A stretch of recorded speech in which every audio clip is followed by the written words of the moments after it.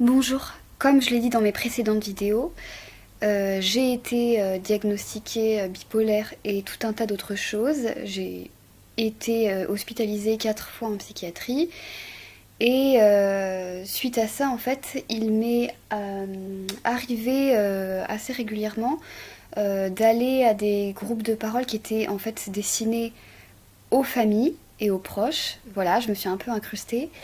Et puis j'ai aussi rencontré par le biais d'associations diverses, dont le Rêve, des personnes qui venaient pas pour eux-mêmes, mais pour un membre de leur famille ou un petit ami, etc. Et il y a aussi des personnes qui m'ont contacté par le biais de mon groupe Facebook ou de mon compte Facebook. Et avec en fait plusieurs démarches ou réactions. Alors, il y a des personnes qui sont venues me voir en me disant c'est incroyable, une patiente qui parle comme vous, il doit y en avoir un sur 1000. Donc je me suis dit que peut-être qu'ils avaient perdu tout espoir pour leurs proches qu'ils aillent mieux.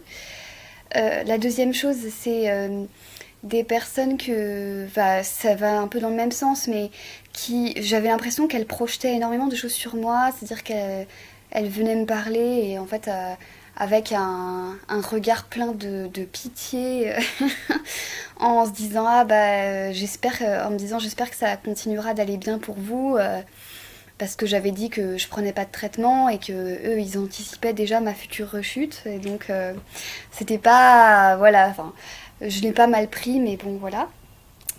Et en fait il y a aussi des personnes qui m'ont contactée en me disant oui, voilà, ma fille, mon fils a été traumatisé par ces hospitalisations, ou alors il veut pas se faire soigner, etc. Et donc j'aimerais savoir comment vous vous en êtes sorti.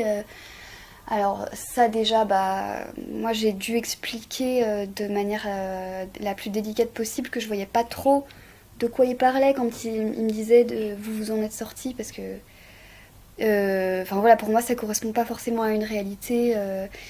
Et puis, enfin, je suis pas.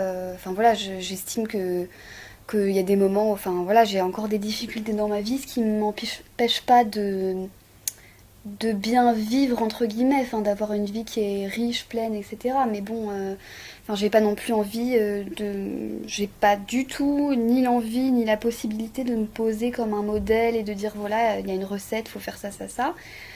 Voilà, je partage mon expérience, etc. Mais ça sera pas forcément bon pour notre personne. Et ensuite, il y a aussi des personnes qui sont venues me voir en me disant vous voudriez pas venir chez moi parce que je suis désespérée, mon fils il veut pas venir se soigner, il veut rien faire de la journée et vous voudriez pas l'obliger à faire des choses et donc là c'était pas non plus tellement possible. Et par contre, bon, enfin moi je sais pas, j'en ai quand même, enfin ça m'a appris pas mal de choses, y compris par rapport aux réactions de ma propre famille. Et bon, enfin voilà, c'était une expérience pour moi. Et puis du coup j'ai aussi, forcément j'ai un regard par rapport à tout ça.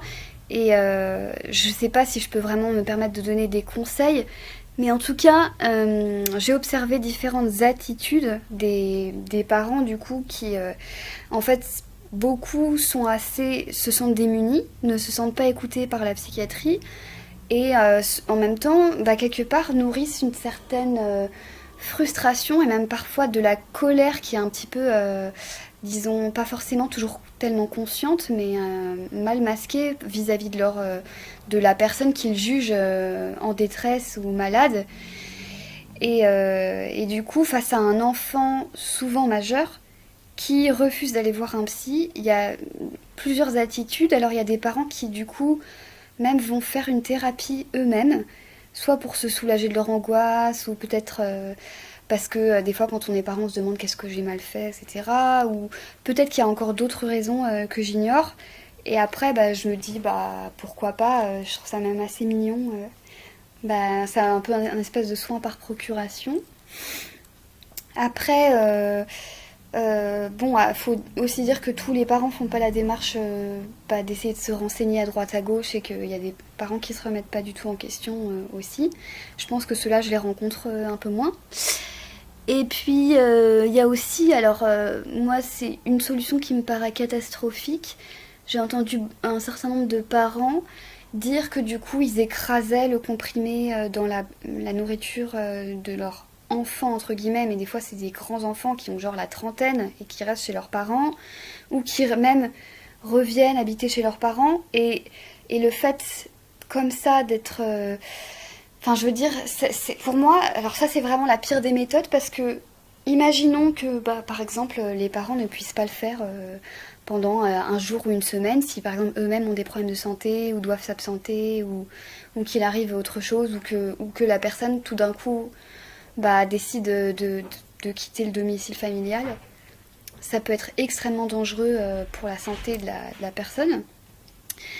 La deuxième chose, c'est que ça peut même être très dangereux si, par exemple, bah, cette personne ne sait pas qu'elle a un médicament et doit prendre d'autres médicaments et que c'est pas, enfin voilà, que c'est pas, ça n'apparaît pas nécessairement dans le dossier ou qu'il n'est pas capable de le dire au médecin qu'il est en face de lui. Enfin voilà, il peut.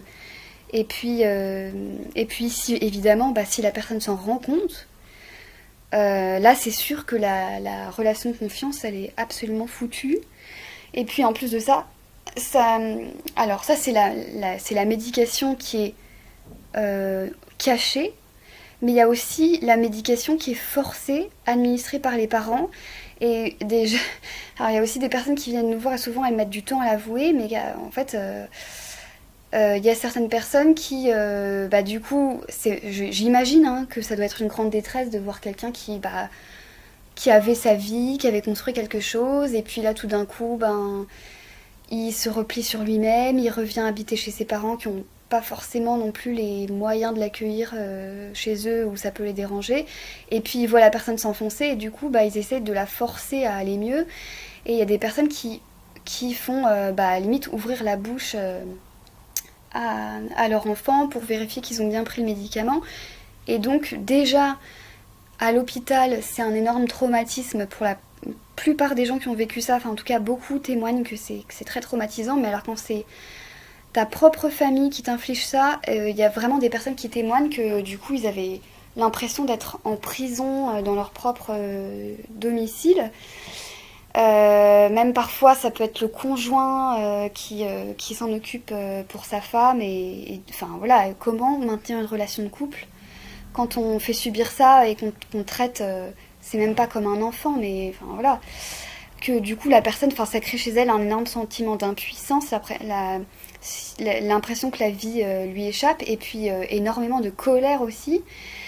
Et bon, souvent c'est quand même, ça peut être difficile à rattraper, donc je crois que c'est vraiment des extrémités qu'il faut absolument éviter au maximum.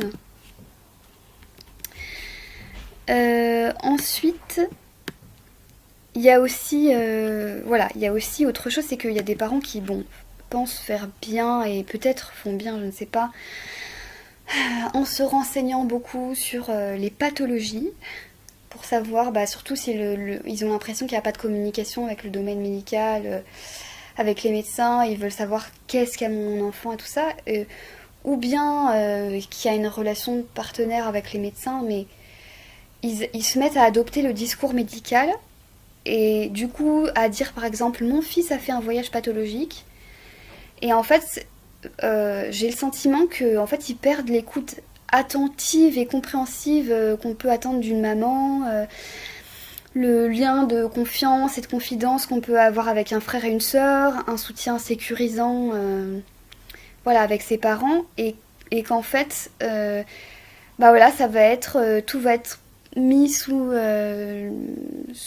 une pathologie, un diagnostic, et que c'est pas forcément à la famille comme ça de catégoriser, et que ça peut empêcher aussi le dialogue, c'est-à-dire qu'il y a aussi des personnes qui du coup bah, témoignent que dans leur relation de couple, bah, elles ne pouvaient pas avoir de dispute de couple saine parce que le conjoint disait bah, de toute façon t'es folle, et puis ça a arrêté là la discussion en fait parce que en fait c'était pas possible.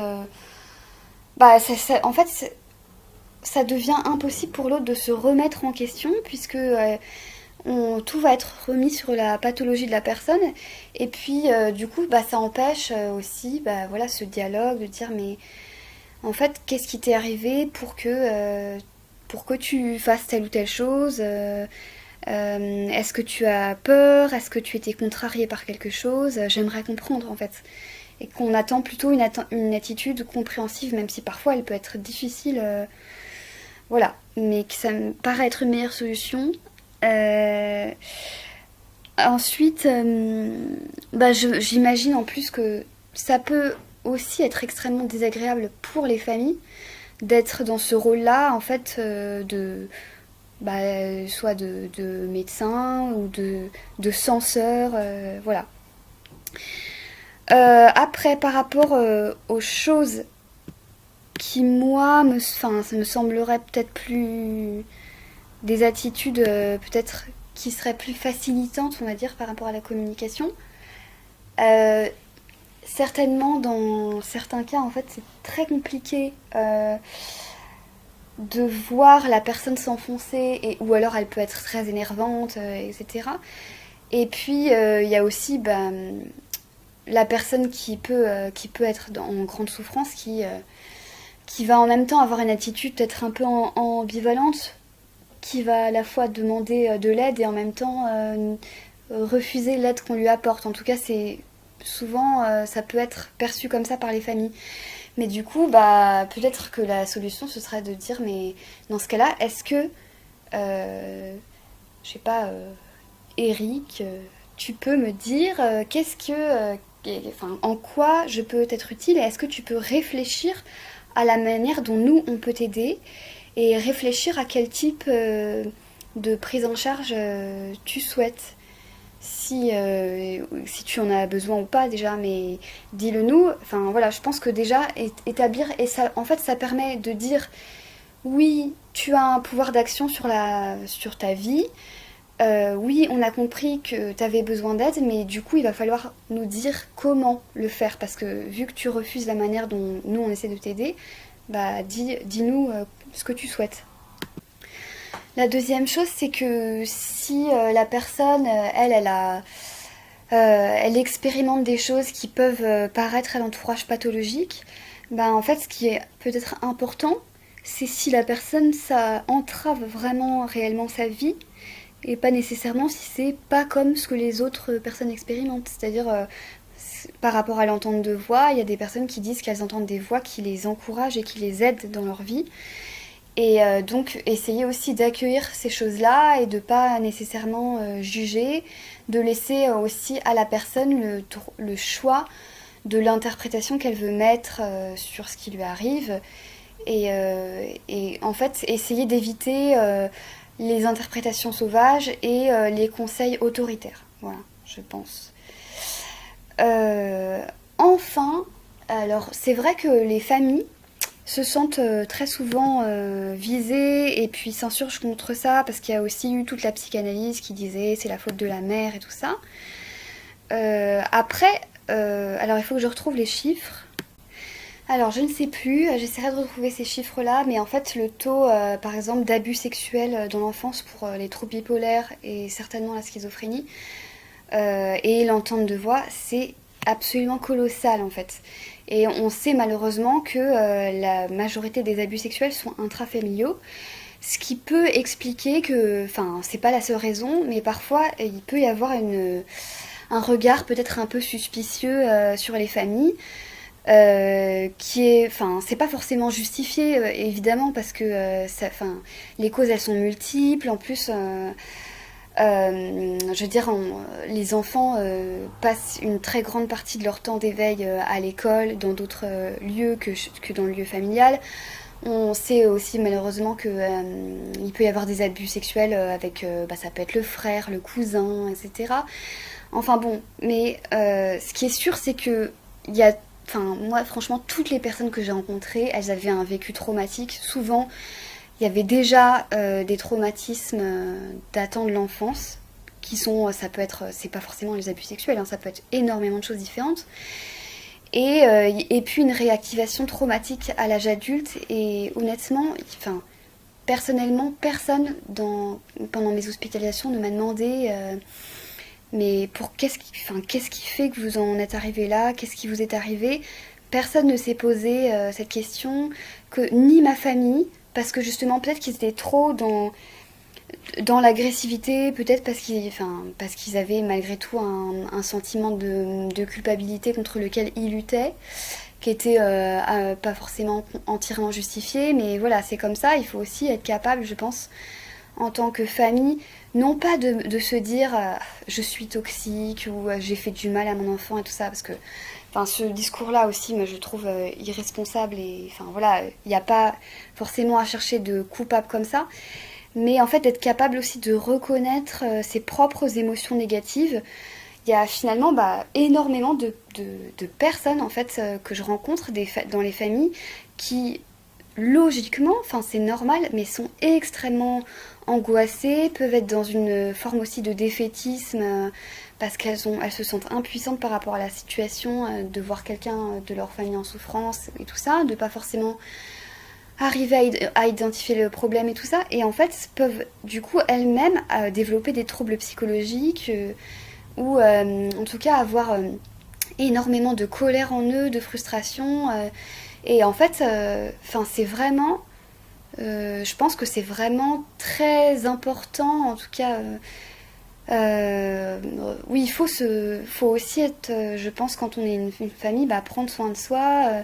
Moi, franchement, ça a été très douloureux pour moi pendant des années, de dire à mes parents, mais, voilà, vous m'avez obligée entre guillemets à me soigner, et en plus ça m'a fait vraiment plus de mal que de bien, et eux-mêmes je les voyais se dégrader dans leur santé physique et aussi psychologique, et en même temps c'est limite j'avais pas le droit de le dire parce que c'était moi la malade, et franchement voilà, je me disais qu'en plus c'était pas juste, parce que du coup moi je me sentais coupable de ça.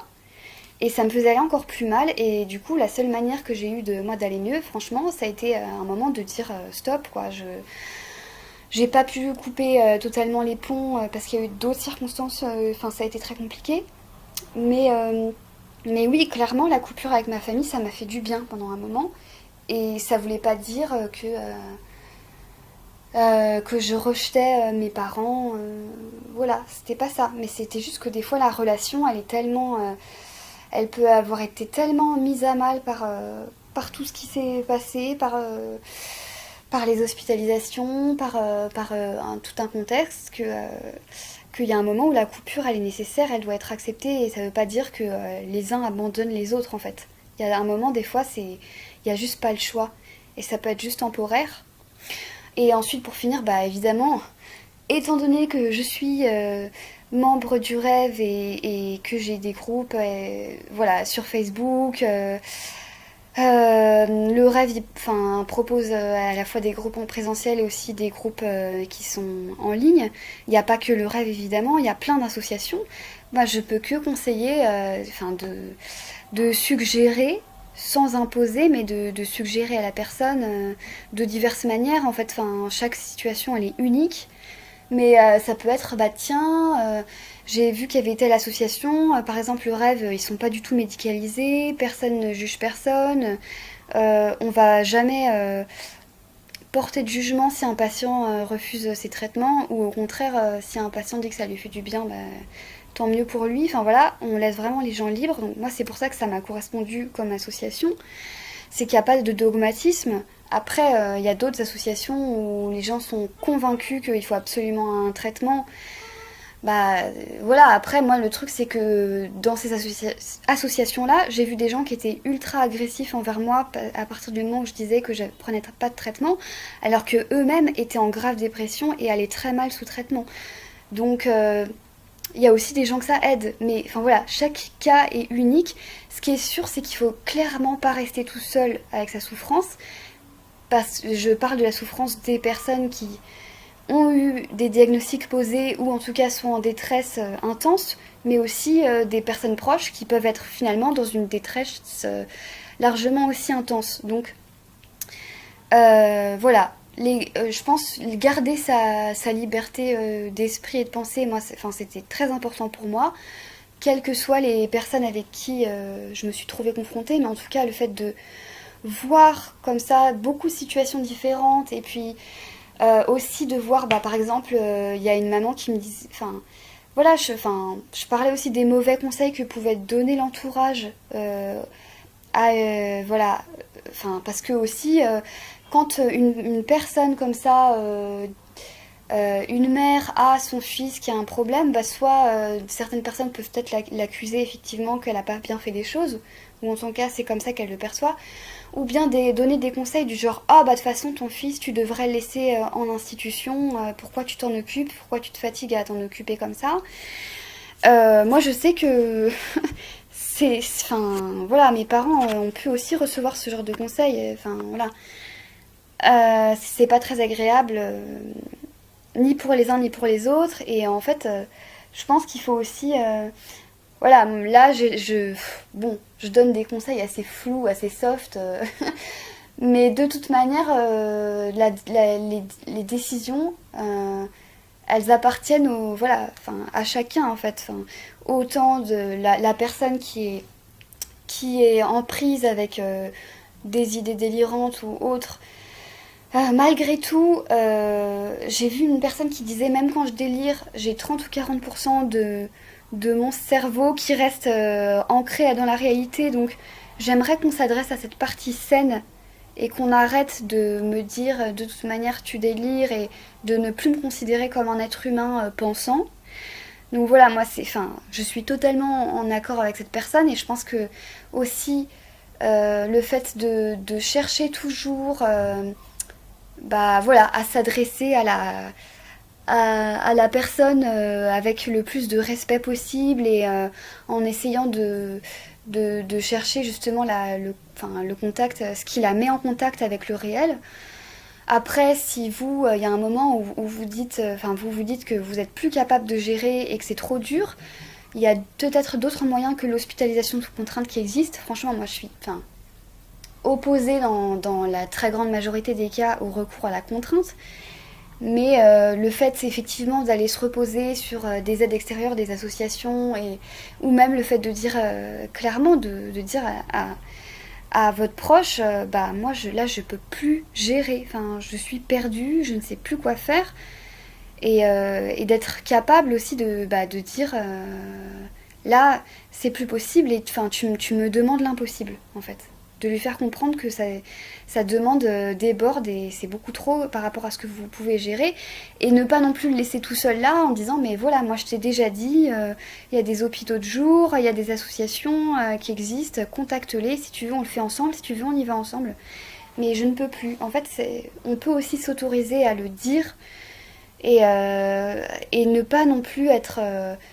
je pense qu'il y a plusieurs voies possibles entre le fait d'abandonner totalement la personne, le fait de la contraindre et qu'il y a il y a une voie intermédiaire qui est vraiment celle du dialogue, de la compréhension et aussi le fait de se respecter soi et de respecter l'autre, le fait de respecter les limites de chacun. Voilà. Désolée, cette vidéo était extrêmement laborieuse. Je sais pas si je vais la réenregistrer ou pas.